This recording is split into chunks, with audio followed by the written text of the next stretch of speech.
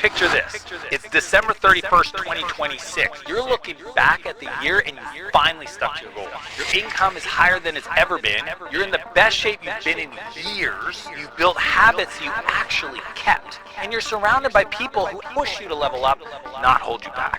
Does that sound unreal? Let me tell you, it's not. As someone who's been able to create the life of my dreams and help many people do the same, I want to share with you the exact blueprint you can use to achieve any goal you have and more. So you can look back at this moment at the end of the year and think, hell yeah, I actually did. So let's get into it. Step one, define the direction. Direction for me is the big picture. See, most people get stuck because they have no clarity. The reason why you're having a hard time deciding is because you don't know what you want to create. You watching this year coming up, it's your year. And without a clean North Star, even productive days can take you the wrong way. Imagine you got a bow and arrow, you're trying to hit a target. If you can't see it, how in the heck are you supposed to hit it? So this is how you define your North Star, and I do this every year. First off, write one big goal, and we're going to call this your vision.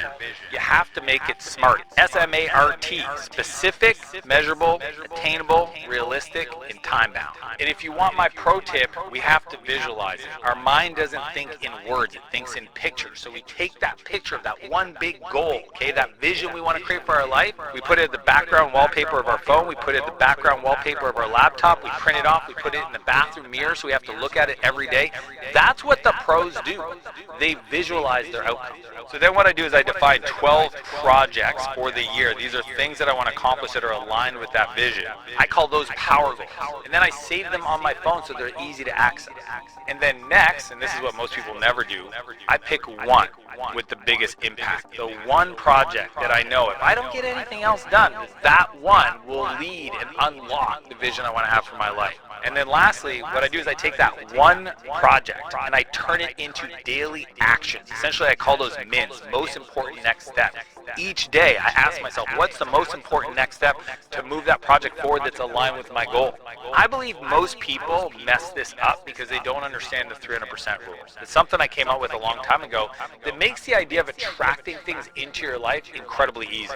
See, if you have 100% clarity, and then you have 100% belief around that, and you can hold that 100% of the time, that's how you attract your ideal life into existence today. And that's what we need to define our direction. So once you know where you're headed, it's time to figure out exactly where you're starting. Because a direction without awareness is just a guess. Which takes us to step number 2. Audit where you are today. When people ask me, Dan, what is it that you do to be successful? I always say it's not what I do, it's what I don't do. I don't gamble, I don't drink, I don't do drugs, I don't sit there and waste my time. You can't eliminate the distractions that are pulling you away from your ideal life until you know what those are. Back when I was in my early 20s, I had a company and I had big ambitions, big goals, big dreams. The problem was that I had more things I had to get done than the week was going to allow. And I remember talking to somebody and they said, hey Dan, I think you just need to figure out what you got to stop. Because adding more stuff isn't going to make the problem go away. So what I did is I sat down and I actually audited my calendar. The amount of waste that I found in my week where I thought I was being productive was wild. That taught me how to do a time and energy audit, how to hire a virtual assistant to start managing my inbox and my calendar. And that gave me the time to focus on building people, developing relationships, on working on the projects that would create the future that I needed to spend time on. So here's how you run a time and energy audit that's simple and crazy powerful. The first thing is we have to look at your typical weekly calendar. Most people don't put enough into their calendar, so if you have it, you're going to have to go and set a timer where it goes off every 15 minutes and you log it. Once you do that, I want you to go and highlight each energy block, and I want you to either say it's in green, yellow, or red. Green means it gave you energy, yellow means that it's neutral, and red means that it sucked your energy. So then what I do is I look at all the green tasks or projects, and I'm like, okay, I got that. Then I've got my yellows, and I'm like, okay, how do I make those green potentially? Or are those yellows eventually going to become red? And I look at the red stuff. And make sure when you're doing your time audit that you're doing personal and professional time. I don't care if it's I woke up at 7 on Saturday morning. What did you do for the first 90 minutes? Write that down. Once I have that, I have a clear focus of all the red things that take my energy that doesn't add to my life, and I try to find ways that I can get leverage. When I first did this, I was looking at stuff like cleaning, cooking, shopping, running errands, bills. I mean, it's all the busy work that actually doesn't move your life forward, that doesn't take your specific energy and focus. We either want to start by just deleting it. Most of the things you can just stop doing. Renegotiate with the people you make commitments to and just delete it out of your calendar. The second thing is we want to ask ourselves, can we delegate this to somebody else? Can we ask for help? Can we get an intern? The goal is to maximize the green and give you the space to execute on your power goals. When you look back on 2026, I want your calendar to be full of green, not the yellows and reds. That is the mission. And now, if you're already running a real business with clients, maybe a small team, and you know your 2026 goals needs a stronger version of you, one that's not stuck in daily tasks, listen up. I spent the last few weeks refining my Scale Your Business workbook to help entrepreneurs buy back their time, delegate tasks, and scale in alignment with their goals. And today, I'm giving it away 100% free. So if that resonated with you, hit the first link in the description or scan the QR code and grab it now before your 2026 goals turn into another maybe next year. Now that you know where you stand, it's time to build the habits and routines that turn your yearly goals into consistent daily wins. Step 3, create daily systems. Big goals are built on small, consistent wins. Systems stand for save yourself time, energy, money, and stress. And those beat motivation every day. Just like recently, my friend Kinsey, who travels with us and works with us, I mean, she has a big vision for her life. She has races she wants to do. She has travel she wants to do. She's got to manage a lot of projects for my wife and I. And she was just feeling overwhelmed. So we just sat down, wrote everything down that was on her projects list, and I showed her how to use her calendar to actually create the systems to get out of her head and into a digital form that is repeatable. This is exactly what I did with her that you can do for yourself to make sure that 2026 is your best year ever. First off, we have to design the next morning the day before. Like truthfully, on Sunday night, I plan my week and I have those 3 key projects or tasks that I want to move forward in the morning, the first 90 minutes. As soon as I wake up, I want to attack the day. That's why most productive people attack their mornings. It's because when they have the most energy, the most discipline, they want to build that momentum. Next, I like to break those outcomes into 25-minute, what's called Pomodoro sprints. I use a simple timer on my laptop and I hit play and I got 25 minutes to get as much work as I can get done. I also listen to No Word EDM. You can find this for free on Spotify or whatever tool you use to listen to music that focuses my brain on the outcome. 25 minutes goes by, the timer goes off, I got 5 minutes to stretch, get some water, move my body, then boom, sit back down, hit start again.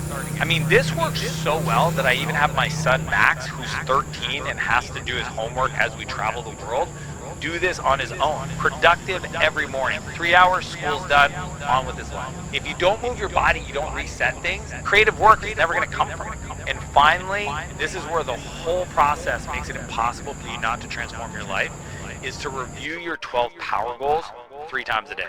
I have triggers where I sit down and I review my power goals. They're on my phone. I just have them on my notes. I want to remind myself what my focus is.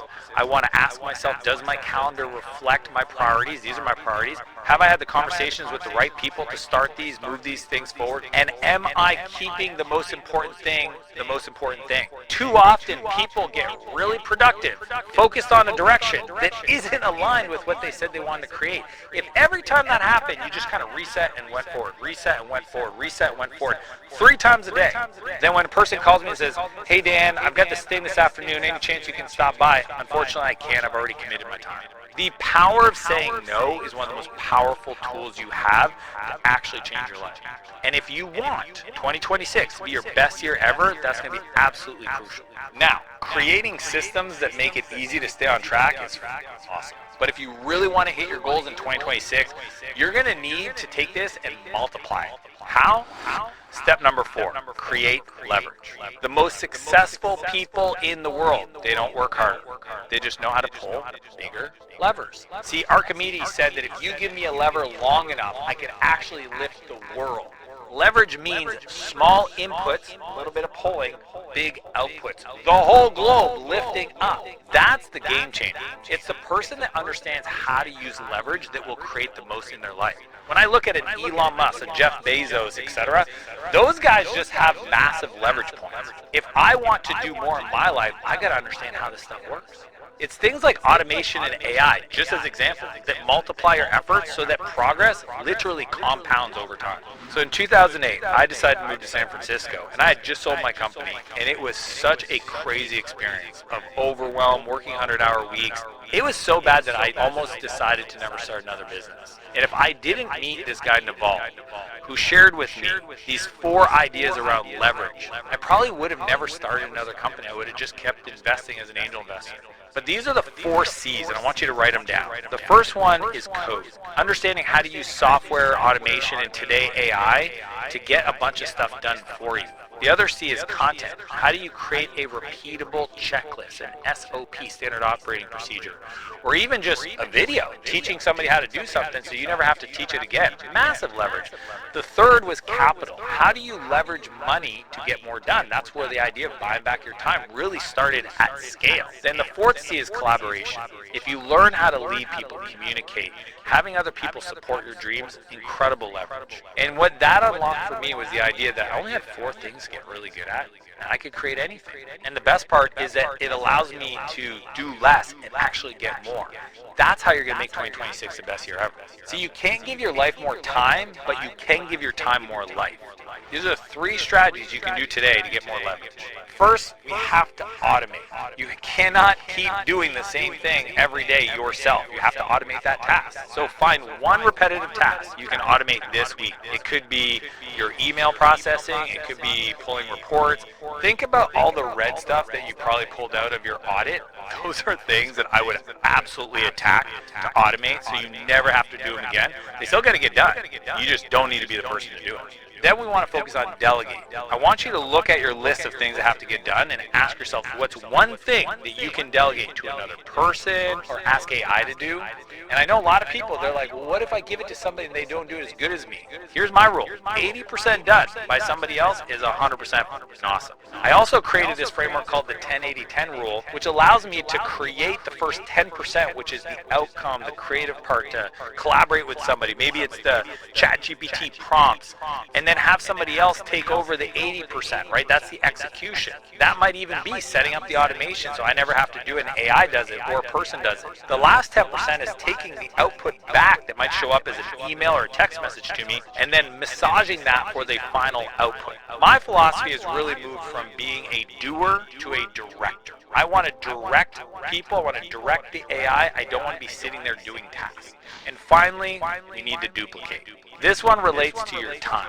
Think about finding 2 tasks that you can stack on top of each other and do at the same time that allows you to get them both done without taking any extra time. That's what's called net time, no extra time. For example, I like to go on scooter rides and be outside in the sun next to the lake.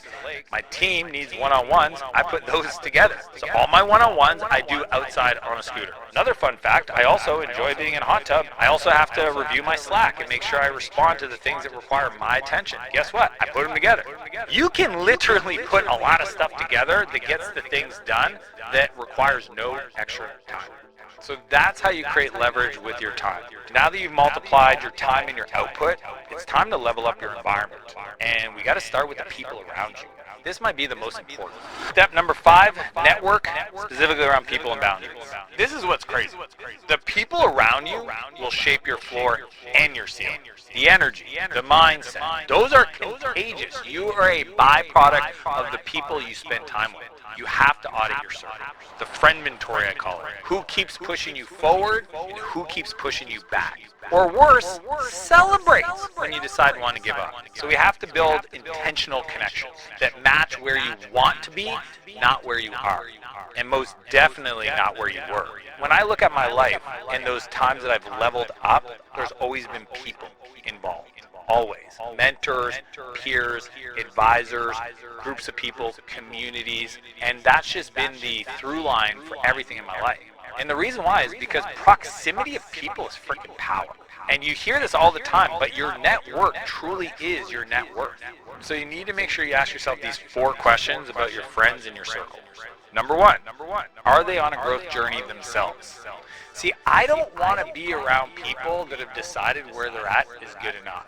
I want to invest in relationships with people that are also going places that I haven't been, so that as they go on their journey, I go on my journey, we can share notes. We can talk about what's working for each other. That, to me, is a very simple decision, and most people have decided to just stop. The second question you should ask yourself, if somebody said to you, you remind them of that other friend of yours, would that make you proud? It's a simple question, but it also talks about character. The third question is, would I let my child date someone like them? One of my favorite compliments to give somebody is to say, I would trust you to date my sister. That to me is the highest form of compliment. When I look at the people in my life, do I trust that person with somebody in my life? If the answer is no, then why am I spending time with them? And finally, number 4, do they make me better or do they drain my energy? Are they energy amplifiers or are they energy vampires? Do I walk away spending time with them going, that was light, easy, fun, expansive? Or is it like they made me feel bad about myself? They made me feel like I wasn't doing good enough? I either start with a, hey, is this person I want to keep in my life? Hell yes. If it's not a hell yes, it's an easy no.